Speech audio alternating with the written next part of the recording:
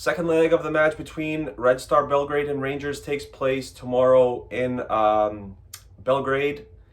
I wanted to reflect on what happened this past week for both football teams. Rangers won the cup, which was a 3-0 win over Dundee FC with Sakala scoring the goal. I hope I pronounced that name right. Fashion Sakala, Goldson, and Tavernier. And Red Star won on Monday as well against Metal. It's one of the worst teams in the league, second worst, 2-1.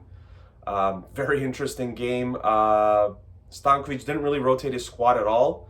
I think he made one player change from the match against Rangers, and yeah, a lot of football has been pretty much the same lineup for the last 3 or 4 matches. So hopefully not a lot of tired legs going forward against Rangers, because we're going to need every player to perform at a very high level in what's going to be a very tough match. 3-0 from the first leg Rangers take into this second leg. I always start off with the formation and kind of lineups. The formations we've used a little bit of everything throughout Stankovic's tenure. We've done 3-5-2, we've done 4-3-3, we've done 4-2-3-1, we've done 4-1-3-2. Like, we've done pretty much everything. And I think in Europa League, it kind of comes down to the opponent that you're playing and the score that you really have from the first match. And it looks like it's going to be a 4-4-2 from what I can gather. I watched the conference with Stankovic about half an hour ago, and Milan Pavkov was at the conference with him. You always bring a player, and one of the people asked, does this mean that Pavkov's starting because he's here with you? And I can't remember what he said, but he kind of implied that he is. So, I mean, does Ohi move maybe to the wing and you still play a 4-2-3-1? Is it just a straight up 4-4-2? I'm not 100% sure. We've done 4-4-2 twice since the start of the second half of the season. The first time it wasn't that great against Trukarički, and then against Voždovac, it resulted in a 3-0 win. So it worked out in the second match. I'm not a big fan of 4-4-2. I think we still need to be a little bit cautious going forward. Yes, it's 3-0, but if you concede a goal early, you're pretty much toast. It's done and dusted for sure. So we'll see how that works. Does maybe Ohi go to the wing?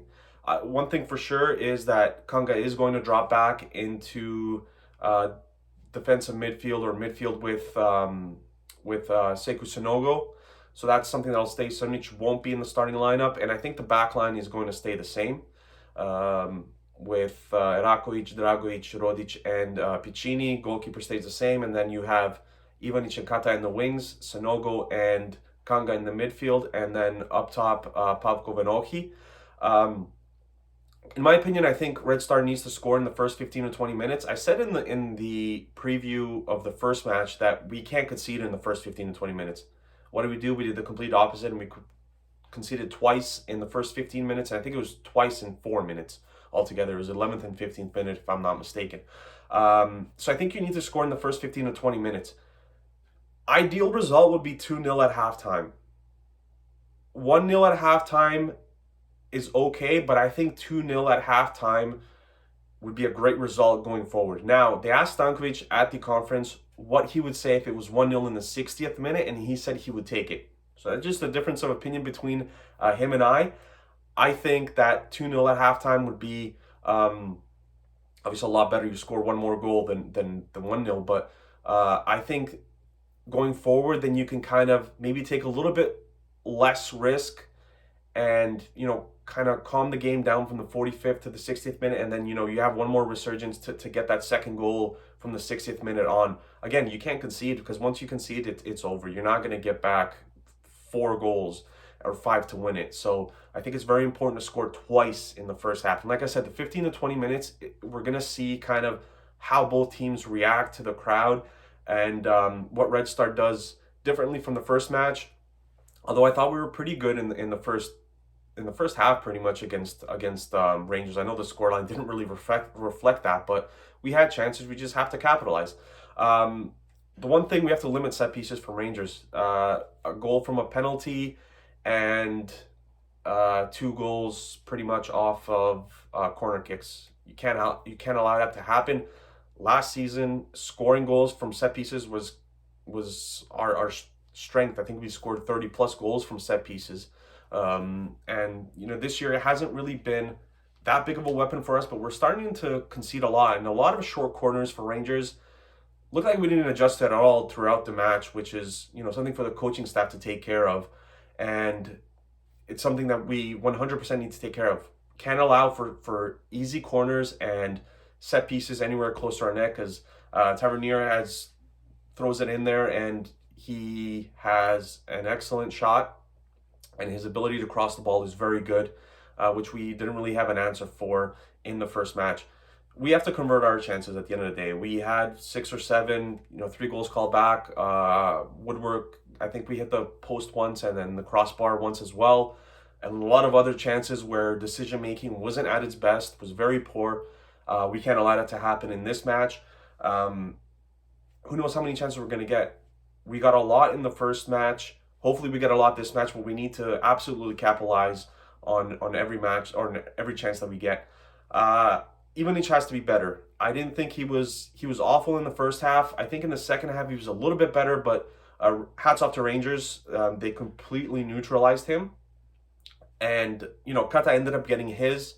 But Ivanic they kept him out of the match. And that's credit to them. That's credit to them as a team who kind of pounced on him. And, they saw him as a real threat going forward, and they completely shut him down. And then once you have only one guy in Katai really doing anything going forward, it limits Red Star as a team, even though Katai tried to create to the best of his abilities, and I think for Red Star he was the best player out there, but you're really behind when you only have one guy who's able to create going forward. I think we need to attack the Rangers backline. I don't think the backline's very good, and I don't think we exposed it enough in the first match. Even though we did have our chances, we should have done even more. I think they're just kind of all over the place. The right back and the left back are very good attacking, but defensively, I don't think they're that sound. And I think that's something that we need to attack as well. We did a good job of it in the first match, but I think in the second match we need to ramp it up a little bit. And I think with an offensive lineup, that can be done. You want them to get flustered early and maybe pick up some yellow cards to where they have to, be cautious the rest of the match, because another one, they're out and they're missing the next match if they go through, right? So you want to put as much pressure on their back line as possible. I think by the second half, you're going to see what you have in terms of the scoreline, and then you make the necessary adjustments with whom you bring in. I think no matter what the scoreline is at the start of the second half, you're still going to have to incorporate offensive players into this lineup, because it's not like Red Star is going to be up 4-0 in the 50th minute. So we'll see where we are down the match, down the road in like the 60th, 65th, 70th minute. And I think this is where substitutions become imperative. If you watch the Manchester United match yesterday against Atletico Madrid, Rangnick throws on Mata, who's played like 5 matches the entire season when they need to score a goal. And would Lingard have been a better option, in my personal opinion? I think so, just because he has more matches this season, and he was excellent for West Ham last season on loan. But we'll get to that down the road. But I think this is when substitutes become really important. It's going to be interesting to see what Giovanni Van Bronckhorst does in this situation as well. How he adjusts to it. Does he throw on more defenders? Does he kind of keep the same shape? Does he keep attacking? Personally, if I'm Rangers, I'm gonna be cautious, but I'm still gonna attack, because I know one goal is gonna get me over the finish line.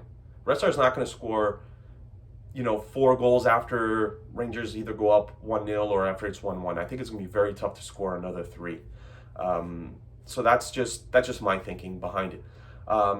Limit Tavernier's touches. I think he was the man of the match for Rangers in the first leg. I think every time he touched the ball, he did something with it, something very good. He had the goal. He had the link-up play between him and Kent was really good. We try to contain Morelos as much as we can. We all know, I think they call him the Buffalo in Rangers or in Colombia. He really is that. The way that Dragovic bounced off him in that first half was actually kind of funny, and Dragovic addressed it in the conference after the match. He said he's just a very strong player, and I just bounced off him, 5 meters off him. and I think we have to contain him as well. Him and Kent in the attacking third. We still have to do our part over there. I know that we have to attack. I know that we have to score, but we have to always be cautious that we have to get back and defend these guys because they can make something happen out of nothing. Watch out for the counters. Like I said, I think Red Star is going to be the team that's going to be on the attack a little bit more than Rangers, but we have to watch them on the counterattacks. Again, that's something that they did very good in the first match. I didn't think Rangers were that great from open play. I thought they were good, but I didn't think they were that great.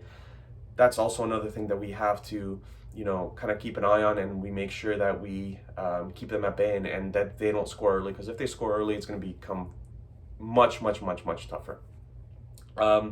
Kent was fairly dangerous in the final third. Look, the penalty was initiated on him. The penalty was initiated on him in the Dortmund match. So that's a player that we have to kind of watch. And I think Sonogo needs to drop back a little bit more and help Piccini out in that sense. I thought attacking wise, Piccini wasn't that bad, but defensively he got a little bit exposed, and that kind of comes with, he came to Red Star and he only played something like 12 matches in 3.5 years. He's getting his feet under him now, but he's gonna have to improve that aspect of his game where defensively he's able to contain the other team's second best player, and I think that he's gonna need some help there, whether it's Sonogo, whether it's Kanga dropping back. And just things like that. Another thing is Kanga has to be much better as well. He was awful, I thought, in Glasgow. He was awful against Metallics as well. A lot of uncharacteristic mistakes from him. Could have been sent off, in my opinion. That's another player to kind of watch. But I think Ivan and Chinkata have to be key for Red Star if Red Star has any chance at advancing to the quarterfinals. And the last point is just leave it all out there. 3-0 is a big scoreline to come back from, but you're not going to get all back with one shot. Again, you have to score early. Ideally, 2 goals in the first half would be great. I thought Alan McGregor again was spectacular in the first match. He saved the penalty in the first leg. I know I said I caught a lot of flack for it in the comments for saying that the penalty was missed. That's just a force of habit. I always say missed. Rarely do I say saved because I look at it from the player's aspect. So the player missed, but he was, and Alan McGregor was someone that I had as kind of like a Rangers weakness just because of his age and some of the goals that he's conceded this season. But he was spectacular for them. Made some key stops for them, and it could easily be 3-2. The scoreline could be so many different scorelines. I think the 3-0 was probably the most unlikeliest. It could have been 5-3. It could have been 3-1. Could have been 5-1, could have been whatever. But yeah, that's the last point. Just leave it all out there. I think it's going to be a great match. I think it's going to be a great atmosphere to the Rangers fans who are going to Belgrade. Enjoy the match, have fun, safe travels, and yeah, just enjoy the match, and let's hope that Red Star wins.